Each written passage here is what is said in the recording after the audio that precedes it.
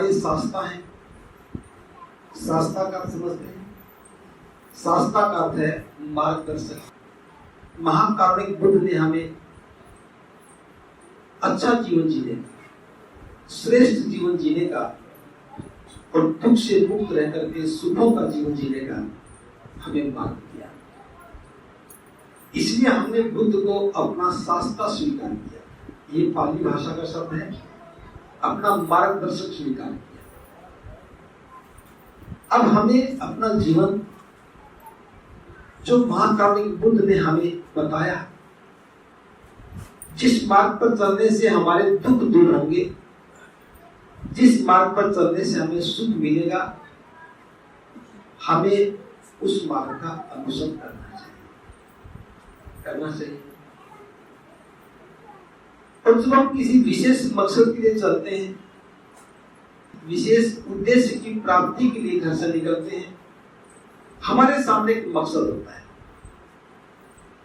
हम पुरानी व्यवस्था से निकल करके धम्म की व्यवस्था में क्यों आए? ये धर्म। इसका साधारण सा सरल सा उत्तर है कि उस पुरानी व्यवस्था में हमें कोई सम्मान नहीं था, हमारा अपमान होता था, हमारा शोषण होता है। महिलाओं के लिए न जाने कितनी बुरी बुरी बातें कही जाती है, और पुरुषों के साथ भी भेदभाव है, उनके साथ भी न्याय नहीं है। जब हम बुद्ध की बात करते हैं, बौद्ध धम्म की बात करते हैं, तो यह सबसे अद्भुत बात, यहां सब कुछ समानता का है, किसी के साथ कोई भेदभाव नहीं है। जब हम एक विशेष मकसद के लिए यहां आए हैं, और हम देखते हैं कि बुद्ध के धम्म में आने के बाद बुद्ध ने हमें दुख से मुक्त कैसे हो ये बताया, और जीवन में सुख कैसे आए ये बताया। तो जब हम एक नए मार्ग पर चलते हैं, तो हमें पुराने मार्ग की पहचान को खत्म करना चाहिए। जैसे आप घर में होते हैं, तो घर में आप ऐसे नहीं होते जैसे अब हैं, और जैसे आप यहाँ हैं ऐसे घर में नहीं होते ना। घर में कभी भी आप लाइन में नहीं रहते, घर में कभी आप शांत नहीं रहते। आज मैं जो कह रहा हूं आप वो कर रहे हैं, घर में आप कहते हैं जैसा वो लोग करते हैं। अवस्था बदली ना। अगर यहां आकर के भी आपका घर जैसा ही व्यवहार होगा तो क्या सीख पाएंगे?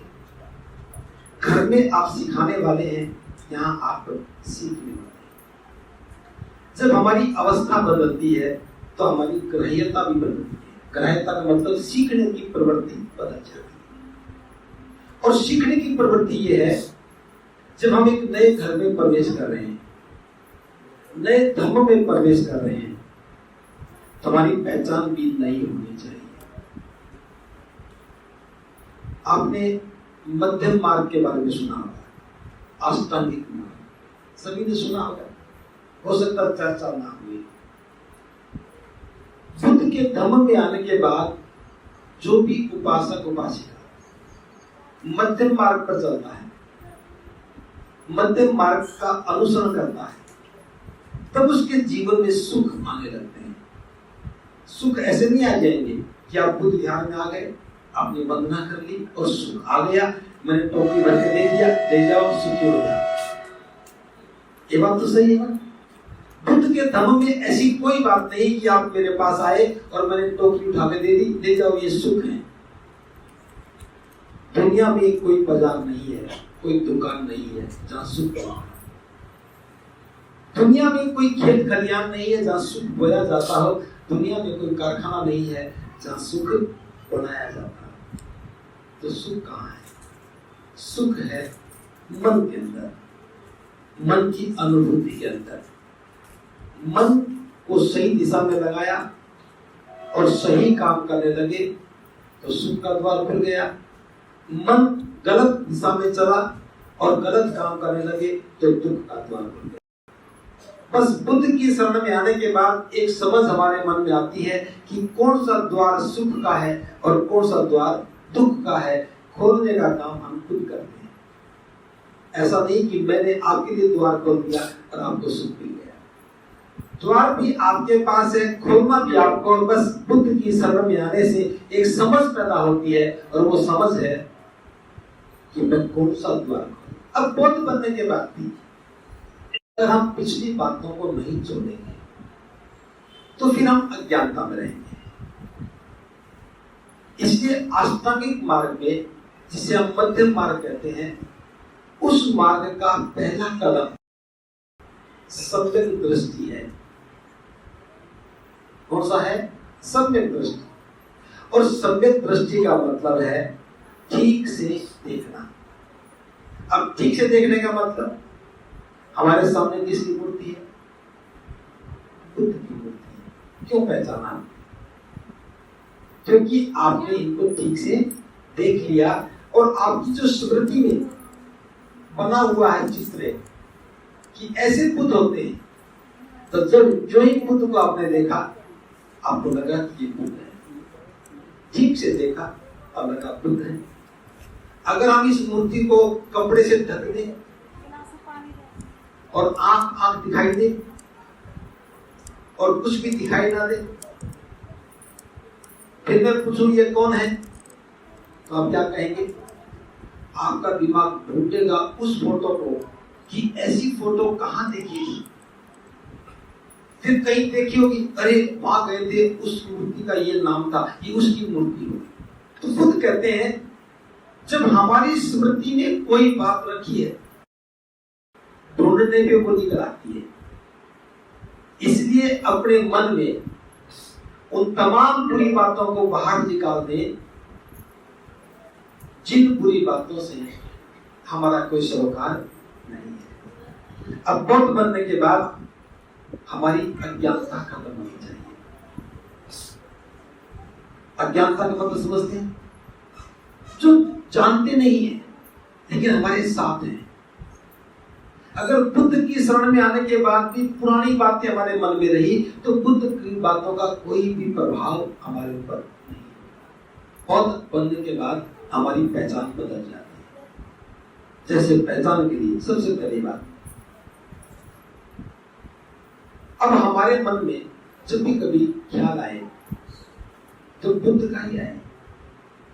बुद्ध मेरे शास्त्र हैं, मुझे सही मार्ग दिखाएंगे तो भी बुद्ध ही दिखाएंगे। मेरा कल्याण होगा तो बुद्ध के बताए मार्ग पर चलने से ही मेरा कल्याण होगा। तो हमारे मन में धन्यवाद की भावना किसके लिए आई? बुद्ध के लिए आई। और जिसका मन कच्चा पक्का है वो क्या करता है? बुद्ध को भी नमस्कार करेगा और फिर किसी उनको भी याद करेगा, हे माता प्रसाद बातों की, चुपके से। अब ये चुपके से किसके सामने किया? धोखा किसको दिया? खुद को दिया। संशय किसके मन में हुआ? खुद के मन में हुआ। तो इसके ऊपर कभी सवार नहीं हुआ जा सकता। एक ही किस्ती पर सवार होना होगा। विश्वास या तो बुद्ध पर होगा या नहीं होगा। तो ये जो बात मैं बता रहा हूं, बुद्ध पर पूरा विश्वास करो।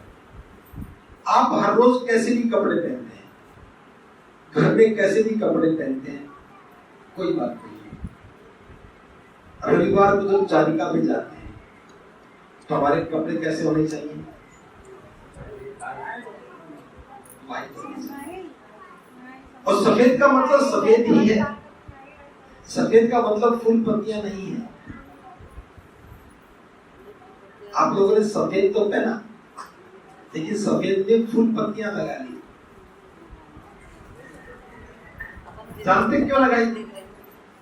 क्यों लगाई? क्योंकि मन में छुई, मन में डर था। किस बात का डर? कि पहले किसी ने हमें डरा रखा है कि महिलाएं सफेद नहीं पहनेंगी। सफेद तो वही महिला पहनती जिसके पति मर गए। अब ये बात ध्यान से समझना, जिसके पति मर गए हो वो महिलाएं सफेद पहनेगी। अगर जिसका पति जिंदा हो अगर वो महिला सफेद पहन लेगी तो पति मर जाएगा। लेकिन कभी ये नहीं पूछा हमने, जिस महिला का पति सफेद कपड़े पहनता हो उसकी पत्नी मरी कभी? अब ये कभी किसी ने प्रश्न ही नहीं किया कि पति सफेद कपड़े पहन ले तो पत्नी नहीं मरती और पत्नी सफेद पहन ले तो पति कैसे मर जाएगा। अगर इस बात में उलझ गए, डर गए, मैं सफेद पहनूंगी तो मेरा पति मर जाएगा, इसका मतलब अज्ञानता में हो। वहम किसके मन में? हमारे मन में है। अगर हम इस बात से डरते हैं तो बौद्ध नहीं बने हम। अगर इस बात को जान गए कि जब मेरा पति सफेद कपड़े पहनता है और मैं नहीं मरी हूं तो मेरे सफेद पहनने से मेरा पति क्यों मरेगा। और अगर देखना भी हो तो एक करके देख रहा, एक का मर जाए तो बाकी मत पहनना। क्यों? अब करके नहीं देखो तो उसको देख लो जिसकी पत्नी पहनती हो। आज तक दुनिया में एक भी पति नहीं मरा जिसकी पत्नी ने सफेद कपड़े पहन लिए और पति मर गया। अब देखिए, मेरी बात को ध्यान से समझिए, मैं कोई बहुत गूढ़ ज्ञान की बात नहीं कर रहा हूँ, मैं वो बात कर रहा हूँ जो समझ में आ जाए। अविद्या यही है, इसी का नाम अविद्या है, इसी का नाम अज्ञानता है, इसी का नाम अंधेरा है कि हम देख तो रहे हैं,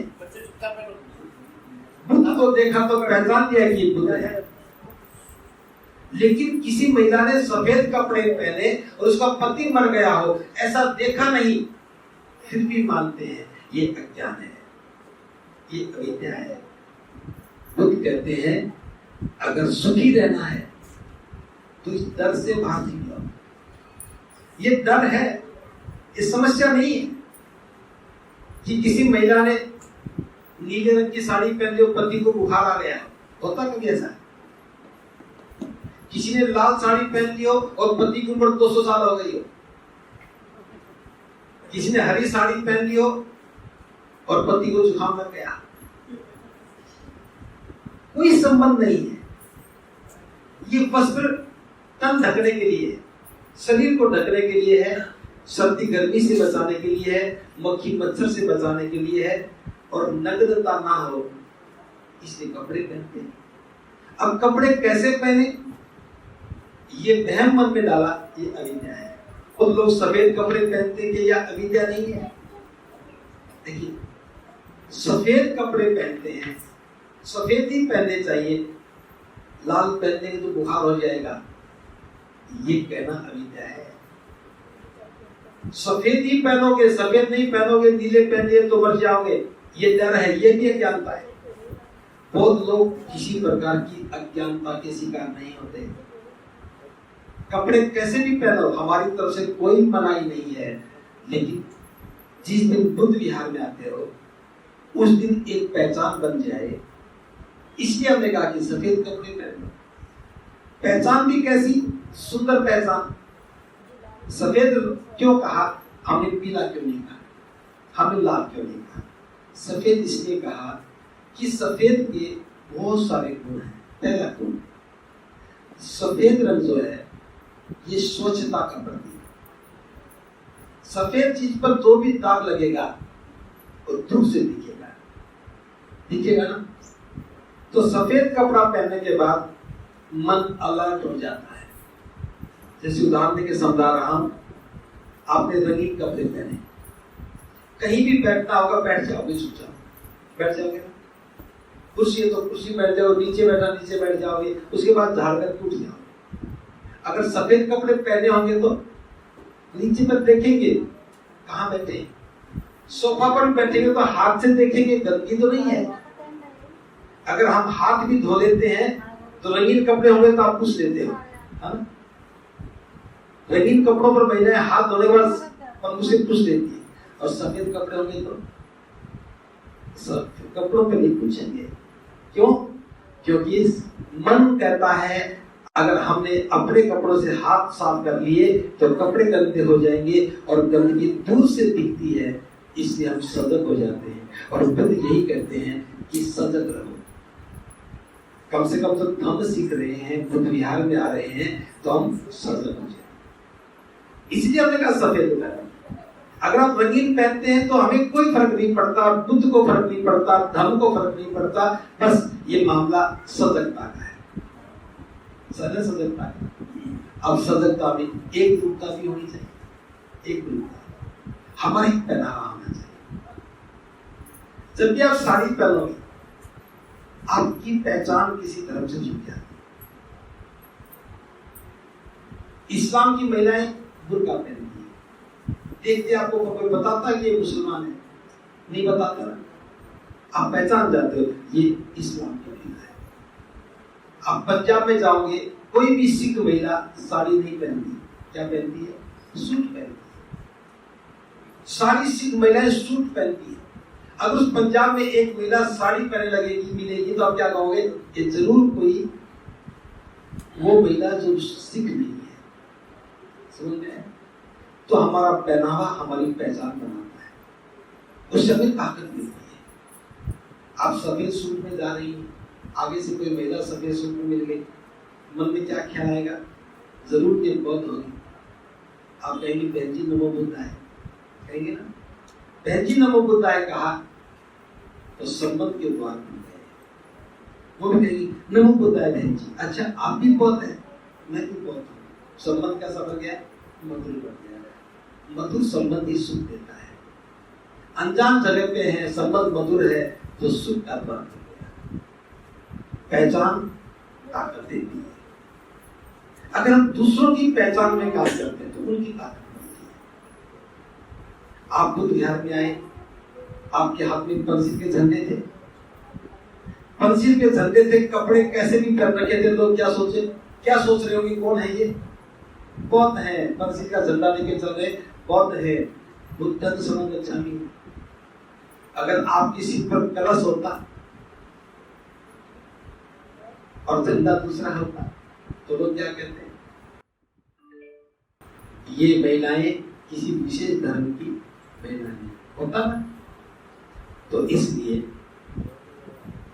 कोशिश करो कि सफेद कपड़े सिलवाओ, कोशिश करो सूट सिलवाओ। अब मैंने सूट कहा था, आपके मन में आ गया होगा, अरे हम तो शादीशुदा महिलाएं सूट कैसे पहने? आया ना, ये सवाल आया होगा ना। अब शादीशुदा महिलाएं सूट नहीं पहन सकती, ये बात किसने कही? जिसने कही वो हमारा शत्रु है, मित्र नहीं। महिलाएं सूट पहन लेंगी तो क्या हो जाएगा? क्या हो जाएगा? महिलाएं साड़ी ही पहनेंगी। ये विचार जिसने दिया वो महिलाओं को डराना चाहता है, अज्ञानता में रखना चाहता है। और जो महिला इस डर से बाहर निकल गई कि मैं तो सूट पहनूंगी, वो डर से मुक्त हो गई। डर से मुक्त हो गई तो सुखी हो गई। जब तक महिलाएं डरेंगी, अरे मैं सूट पहनूंगी, ये डर, ये अविद्या है और इसी का नाम अज्ञानता है। इस डर से मुक्त हो गए, इसी का नाम सम्यक दृष्टि। डरना अज्ञानता है, अविद्या है, डर से मुक्त हो जाना सम्यक दृष्टि है। सम्यक दृष्टि का अर्थ यही है, अविद्या का नाश होना। जब हमारा जो डर है वो डर खत्म हो जाए, इसका मतलब अष्टांगिक मार्ग का एक कदम हमने मजबूती से तय कर लिया। अपना डर खत्म हो जाए, अपने मन का डर खत्म हो जाए, यही सम्यक दृष्टि है। और मन के डर के खत्म होने से क्या होता है? जब हमारा डर खत्म होता है तो मन प्रसन्नचित होता है, खुश होता है। और जिस क्षण मन खुश होगा उस समय हमारी बुद्धि निर्मल होती है, बिना मैल के, बिना डर के, जिसमें कोई डर नहीं, कोई लोभ नहीं, कोई द्वेष नहीं, बिल्कुल निर्मल बुद्धि। और जो निर्मल बुद्धि है उसी का नाम प्रज्ञा है। समझ बात आई? जिस क्षण हमारी बुद्धि में कोई डर नहीं है, कोई लोभ नहीं है, बुद्धि निर्मल हो गई, मन बड़ा प्रसन्नचित्त है, सुखी है, खुश है, उस अवस्था का नाम प्रज्ञा है। और जब व्यक्ति प्रज्ञा में आता है तभी सुख का अनुभव करता है। अरे मुझे तो कोई डर नहीं। अब महिलाओं को कितना डराया गया, मुझे इतना बता रहा। कितना डराया गया। जैसे शादी के बाद महिलाएं सूट नहीं पहनेंगी, डर गई।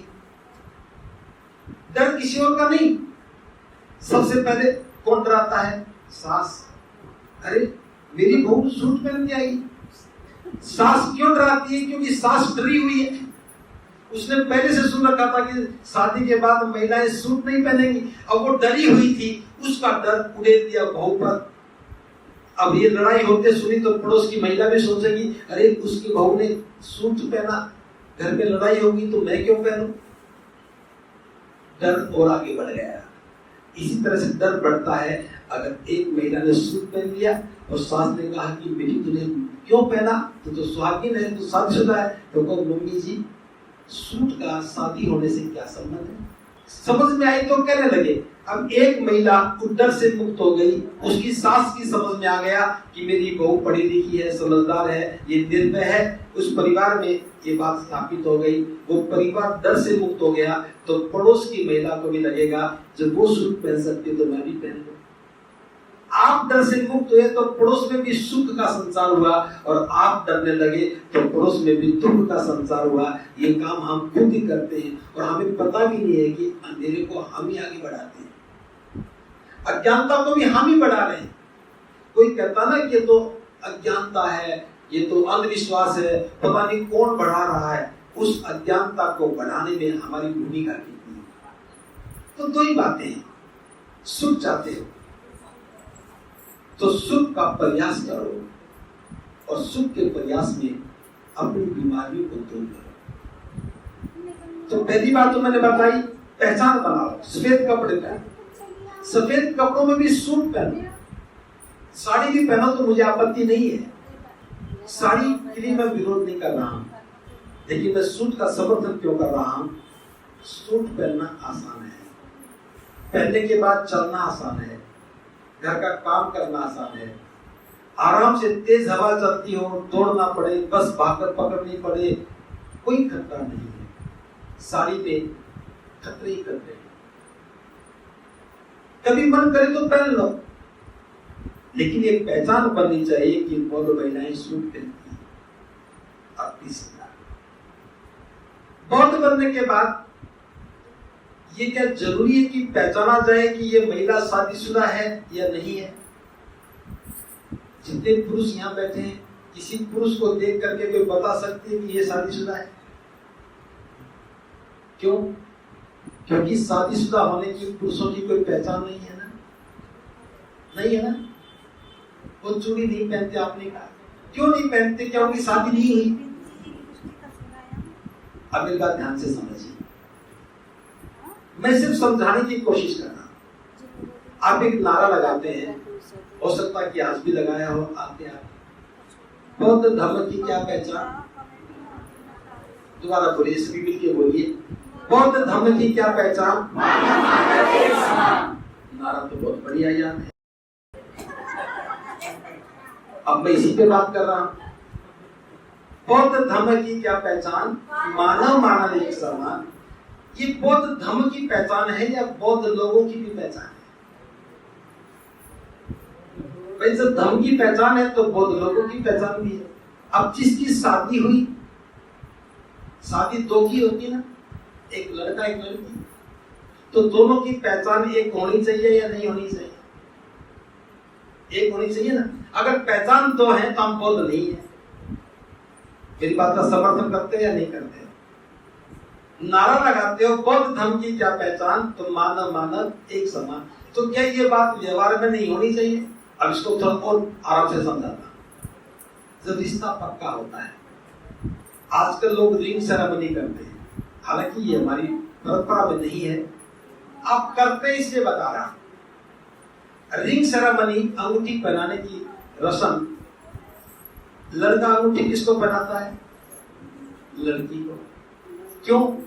क्योंकि उसका रिश्ता उसके साथ पक्का हो गया। फिर लड़की किसको पहनाती है? लड़का को। एक अंगूठी लड़के ने लड़की को पहनाई, इसका मतलब है कि उसकी हाँ हो गई, कि मेरी तरफ से स्वीकार कर लिया कि ये रिश्ता हमारा है। लड़की ने भी उसको पहनाई थी, हाँ मेरी भी हाँ में हाँ है। अब ये रस्म पक्की हो गई, लेकिन ये अभी अधूरी रस्म है। लड़का पक्ष 1 दर्जन चूड़ी लेके आया, कि रिश्ता पक्का हो रहा है, अब तुम चूड़ियां पहन लो। तो महिला पक्ष को लड़की पक्ष को क्या करना चाहिए था? या तो 1 दर्जन चूड़ियां लेके आओ और लड़के भी को तुम भी स्वीकार करो, या तो उन्होंने 1 दर्जन दिए, उनमें से आधी आधी कर लो, 6 तुम पहन लो, 6 मैं पहन लो, मानव मानव।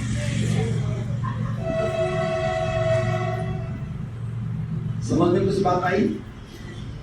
अगर कहीं लड़के ने आपको दे दिया और आपने लड़के को नहीं लौटाया तो आप कर्जदार हैं। बात कर्जदार तो है ही है, मानव मानव एक समान नहीं है। और बौद्धों की परंपरा ये है, शादी हो जाए उससे पहले भी ये बात पक्की हो जाए कि शादी के बाद भी हम बराबर होंगे। लेकिन हो गया उल्टा, उन्होंने चूड़ियां दे दी, 100 रुपए की होंगी, 200 की होंगी, 500 की होंगी, मुझे तो पता नहीं 1000 की होंगी। अब 1000 रुपए की चूड़ियां पहन करके आप खुश, लेकिन उसके बदले में बौद्ध धर्म का सिद्धांत खत्म, क्योंकि मानव मानव एक समान नहीं है। तो करना क्या चाहिए? आप ही बताओ, मेरी तरफ से कोई समाधान नहीं। अगर अपनी अविद्या को खत्म करना है, महिलाएं चूड़ी पहने और पुरुष ना पहने, ये अविद्या है। ये मानसिकता ही गलत है कि पुरुष सोचे कि सिर्फ महिला चूड़ी पहनेगी और महिला सोचे अरे तो पुरुष थोड़ी पहनते, महिलाएं पहनती। ये अविद्या है, समझ में आ जाए। पहले तो मैं चूड़ियों का विरोध करता था, मैं समर्थन आज भी नहीं करता हूं, फिर भी एक बात कहता हूं, एक बात समझ में आनी चाहिए, मानव मानव एक समान, दोनों जीवन साथी हैं। महिला पुरुष की जीवन साथी है, पुरुष महिला का जीवन साथी है, दोनों ही बुद्ध के अनुयायी हैं। तो या तो दोनों चूड़ियां पहने या दोनों, जोर से बोलो, ना पहने। कौन सा काम आसान है? पुरुषों को चूड़ी पहनाना आसान है या अपनी चूड़ी उतारना आसान है? ओके, अब मैं बता रहा हूं। पुरुष चूड़ी नहीं पहनेंगे, कितनी खतरनाक बात। उन्होंने कहा कि पहन लो, आपने पहन ली और आपका जीवन साथी है, आप उसे कह रहे आप भी पहन लोगे, तो मैं तो नहीं पहनूंगा। इसका मतलब ये है कि आप अंधेरे में हैं। मेरी ये बात कहने से एक महिला ने पूछा, ये बात तो समझ में आ गई, चूड़ियां जो है ये गुलामी है, हमें नहीं पहननी चाहिए। मैं तो सोने की चूड़ियां पहनती हूँ, क्या सोने की चूड़ियां भी उतारते हैं? तो मैंने उसे समझाया, ये महिलाएं चूड़ी कब तक संभाल के रखती हैं? कब तक? जब तक पति जिंदा है। और चूड़ियों का अंतिम उपयोग क्या है? चूड़ी का अंतिम उपयोग है जब पति मर जाए तो उसकी छाती पर तोड़ सके। अंतिम उपयोग यही है ना, ये इसके अलावा कोई उपयोग है? ऐसा हुआ कि पति के मरने बाद चूड़ियां खुट्टी के टांग दी, तोड़नी पड़ती है, और तोड़नी भी निकाल के नहीं, पहले पहले तोड़नी पड़ती है। भले तोड़ने में महिलाओं को चुप भी जाए, मन भी आ जाए, तोड़नी पति की छाती पे पड़ती है। मैंने कहा ये बात पक्की है? उसने कहा जी पक्का है। तो सोने की चूड़ी कैसे तोड़ोगी? और जब तक टूटेगी नहीं, पति की मृत्यु के बाद का संस्कार पूरा कैसे होगा? अब या तो सोने की चूड़ी तोड़ो, नहीं टूटती हो तो चिता में जलाओ। बची वो तो नहीं जलाएंगे, तो फिर क्यों पहनते हो? जिस चूड़ी को तोड़ ना सको तो पहनते क्यों? आदमी ने महिलाओं को इतना अज्ञानता में रख दिया कि चूड़ियां इसलिए संभाल के रखो ताकि मैं मरूं तो मेरी छाती पे टूट सके। तो मैं तो एक उपाय बता देता हूं, अगर ये रस्म भी पूरी करनी है तो कोई खतरा नहीं। चूड़ियों को कागज में लपेट करके एक अच्छे से बक्से में डाल करके संदूक में रख दो, पति मरे तो निकाल के तोड़ देना। रोज रोज संभालने का झंझट क्या? ये बात समझ में आ जाए तो धम्म समझ में आ गया, अविद्या से मुक्त हो गए। अगर ये डर बना रहा कि चूड़ियां पहनूंगी तो पति जिंदा रहेगा, नहीं पहनूंगी तो पति की सांसों का क्या होगा, ये लगा है। और जब तक अविद्या में रहोगे कभी भी बुद्ध की शरण में नहीं आओगे। ये बात समझ में आ गई? जिस दिन ये बात समझ में आ जाए तब नारा लगाओगे बौद्ध धर्म की क्या पहचान? मानव मानव एक समान। बौद्ध बनने का मकसद है हम सुखी रहें, बौद्ध बनने का मकसद है हमारा जीवन सुंदर हो। बौद्ध बनने का मकसद है हम किसी की सहायता करें, सेवा करें। बौद्ध बनने का ये कोई मकसद नहीं कि हम डर में जिए। अगर डर में जिएंगे तो बुद्ध की शरण में आने का कोई लाभ नहीं। बाबा साहब ने हमें इसलिए बुद्ध की शरण दी कि हमारे मन के डर खत्म हो जाए, जो हमारे साथ भेदभाव है वो भेदभाव खत्म हो जाए। अब सास और बहू की लड़ाई क्यों होती है? अगर मानव मानव एक समान होते तो सास भी सोचती ये मेरी बहू है, मैं इसके साथ भेदभाव क्यों करूं। बहू सोचती ये मेरी सास है, मेरी माँ है, माँ के समान है, मैं इसके साथ भेदभाव क्यों करूं। बुद्ध ने कहा दो व्यक्तियों के बीच के अच्छे संबंध का नाम ही धर्म है। जब परिवार में संबंध अच्छे होंगे, पति पत्नी में संबंध अच्छे हैं तो सुख मिलेगा, सास बहू के संबंध अच्छे हैं तो सुख मिलेगा, भाई भाई के संबंध अच्छे हैं तो सुख मिलेगा, पड़ोसी के साथ संबंध अच्छे हैं तो सुख मिलेगा। अच्छे संबंध से ही सुख मिलता है। ये बात समझ में आ जाए तो धर्म समझ में आ गया। ये बात समझ में आ जाए कि मैं बौद्ध हूँ, बुद्ध मेरे शास्त्र है, मैं अपनी सास से क्यों लड़ूं। सास ने दो बुरी बात भी कही तो भी आप क्या कहोगे? हो सकता है कि मेरी सास के मेरी माँ की समझ में नहीं आया, इसलिए उसने मुझे बुरा कहा, मैं क्यों लड़ूं। गुस्सा 24 घंटे रहता कभी भी क्रोध कुछ क्षण के लिए आता है। उस समय कह दिया 1 घंटे के बाद 2 घंटे के बाद चाय बनाओ, मम्मी जी चाय लेके आओ। अब वो गुस्से में है तो मम्मी जी गुस्सा शांत करो, चाय तो पी लो, बाकी बचाओ चाय पी के कह लेना, चाय तो पी लो, फिर कह दे कोई बात नहीं चाय पिलाओ। सुबह उठते ही मम्मी जी नमो बोलता है जब भी गुस्सा कहाँ रहेगा। क्या आप सुबह उठ करके अपनी सास को, ससुर को, घर में दूसरे लोगों को कभी नमो बुद्धाय जय भीम बोलते हैं? नहीं बोलते। बाहर बोल देते, घर में नहीं बोलते। इसके सुख तो बाहर तो सुख मिलेगा, घर में नहीं मिलेगा। लड़ाई तो सास से है और नमो बुद्धाय पड़ोस में कर रहे हो। अंधेरा तो घर में है, दिया बाहर जला रहे हो। सुनिए मेरी बात ध्यान से सुनो। वो तो सबके साथ बात नहीं कर रहा हूं ना, सब पे लागू नहीं होती बातें। घर में सास नहीं तो ससुर होगा, ससुर नहीं तो जेठ भी है, देवरानी भी है, जिठानी भी, जो भी कोई है। हमारे संबंध घर में भी अच्छे होने चाहिए ना। अब घर में तो हम मुंह फुलाए बैठे रहे और बाहर मुस्कुरा के बात करें, सुख मिलेगा दुख मिलेगा। घर में आते फिर कहेंगे देखो बाहर तो खिलखिला के हंसती, घर में आते मुंह फुला लेती। हो गई गड़बड़। मानव एक समान है। जब बाहर वालों के साथ हम सम्मान से पेश आते हैं तो घर में भी सम्मान से पेश आना चाहिए। अगर बड़े बूढ़े कोई बात कह भी दे तो मुस्कुरा के डाल दो, मम्मी जी सॉरी मुझे समझ में नहीं आया था, कोशिश करूंगी अब समझ में आ जाएगा। देखिए धर्म इसी का नाम है, हम गलतियों को स्वीकार करें। आप आए यहाँ वंदना की तो सबसे पहले हमने क्या कहा? ओकाश वंदामी बनते द्वार कर्तव्य सत्पम अपराधम खमतु में बनते। हे बनते जाने अनजाने में मुझसे जो गलतियां हुई है क्षमा करें, क्षमा करें। क्षमा मांगी ना। अब बुद्ध के सामने हम क्षमा मांगते हैं। क्यों मांगते हैं? हमसे जो गलतियां हो गई जाने में अनजाने में, बुद्ध हमें माफ करें। अब घर में भी ये बात कर लो कि मम्मी जी जाने अनजाने में मुझसे गलती होगी, क्षमा करो। तो क्या क्षमा नहीं करेंगी? प्रज्ञाओं का मतलब यही है, बुद्धि का निर्बल होना।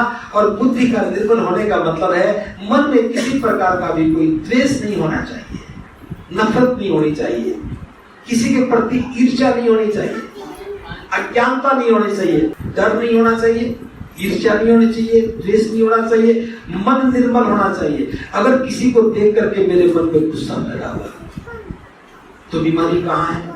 उस आदमी में या मुझ में? जैसे आपको किसी से नफरत हो गई, जो उसकी शक्ल देखोगे आपके मन में क्या लगेगा? बुरा लगेगा। ये बुरा लगना ही अविद्या है, यही दुख है। अगर उसे मुक्ति चाहते हो तो उसकी शक्ल में दुख नहीं है, हमारी समझ में दुख है। तो बुद्ध कहते हैं अपनी समझ बदलो। किसी को देखने से हमें दुख लग रहा है, इसका मतलब हमारे सुख की चाबी उसके हाथ में है। जैसे मान लो आप किसी से ईर्ष्या करते हो, उसकी चर्चा हो गई, उसका नाम आते आपको बुरा लगा, बुरा लगते ही मुंह भी बदल जाता है, आवाज भी बदल जाती है, बदलती ना। अब इसका मतलब ये हुआ उसके नाम में बुराई नहीं है, उसका नाम आते ही हमारा बुराई का द्वार खुल जाता है, दुख की बदबू आने लगती है, दुर्गंध आने लगती है। तो द्वार हमारा अपना बंद करना है, उसका नाम बंद करना है, अपना बंद करो, यही दाम है। इतना सीख जाओगे तो आप देखेंगे कि हमारे पास तो सुख का असीम खजाना है। और जब रविवार को निकलोगे चारिका करने तो सबके चेहरे खिले हुए होंगे, सबके चेहरे पर उत्साह होगा। आपके खिले हुए चेहरे देख करके जो भी देखेगा वो कहेगा ये बौद्ध महिलाएं हैं, ये बौद्ध पुरुष हैं, कितने खुश हैं। तो खुश देखेगा तो कहेगा मुझे भी बता दो कि आप खुश क्यों हैं। आप क्या कहोगे? सुख की चाबी हम अपने पास रखते हैं, बुद्धि को निर्मल रखते हैं, राग द्वेष से मुक्त रहते हैं, अज्ञानता से मुक्ति पा ली है, बस सुख का यही आधार है, इसलिए हम सुखी है। क्योंकि मन में कोई डर नहीं है, मन में कोई लोभ भी नहीं है, मन में कोई द्वेष भी नहीं है, डर नहीं है, लोभ नहीं है, द्वेष नहीं है, बस करुणा और मैत्री है, करुणा मैत्री है, ये सुख का द्वार है, सुख का द्वार खुल गया। बस अपना अज्ञानता को खत्म कर लो, अविद्या का नाश करो और मन सत्य दृष्टि में आ गया, बुद्धि निर्मल हो गई, प्रज्ञा जागृत हो गई, सुख का द्वार खुल गया। तो मैंने अष्टांगिक मार्ग का बस एक ही स्टेप बताया है, एक ही बात बताई है और इतने में ही बहुत ज्यादा कल्याण होगा। तो मैं कामना करता हूं कि निरंतर आप धर्म का लाभ लेते रहें, इसी प्रकार से चारिका करते रहें। जब भी आपका मन करे इस विहार में कभी भी आए, आपके लिए विहार हमेशा खुला है, कभी भी आए, धर्म का लाभ लें। मैं समझता हूं कि आप इस प्रयास से आगरा की और महिलाएं भी रूपांतरित होंगी और आपको देख करके जो महिलाएं बिहार में नहीं आती वो भी आने लगेंगी, आपको देख करके जो पुरुष नहीं आते वो भी आने लगेंगे और इस प्रकार से आगरा में बौद्ध धर्म का काम आगे बढ़े। इसके लिए मैं आप सबके लिए मंगल कामना करता हूं कि आप सब महाकालिक बुद्ध अनुकंपा के पात्र बने रहें। आप सबका मंगल हो, सबका मंगल।